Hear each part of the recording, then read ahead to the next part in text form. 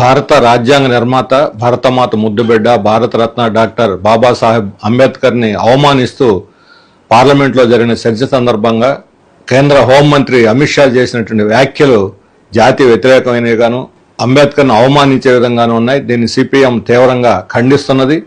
ఇలాంటి అవమానకరమైనటువంటి వ్యాఖ్యలు చేసినందుకు క్షమాపణ చెప్పాల్సింది పోయి ప్రధానమంత్రి నేరుగా రంగంలో దిగి అమిత్ షాను వెనకేసుకురావటం, సమర్థించడం చాలా ఘోరమైనటువంటి తప్పిదం. ఇలాంటి ప్రభుత్వం కేంద్రంలో ఉన్నందుకు మనందరం కూడా సిగ్గుపడాలి.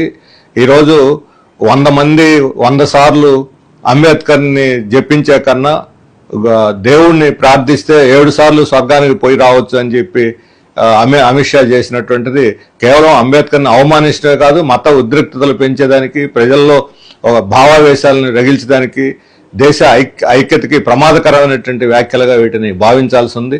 ఇంత తీవ్రమైన వ్యాఖ్యలు చేసిన అమిత్ షాని మందలించాల్సినటువంటి ప్రధానమంత్రి వెనకేసుకురావటం కూడా క్షమించరానటువంటి నేరం.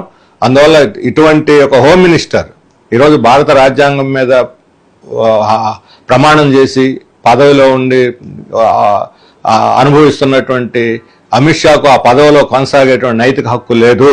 అలాంటి వాళ్ళు ఈ పదవికి తగరు అని చెప్పి సిపిఎం భావిస్తున్నది. ఆయన జాతికి క్షమాపణ చెప్పాలి, పదవి నుంచి వైదొలగాలని సిపిఎం డిమాండ్ చేస్తున్నది. దీని మీద యావత్ జాతి నిరసన వ్యక్తం చేయాలని విజ్ఞప్తి చేస్తున్నది.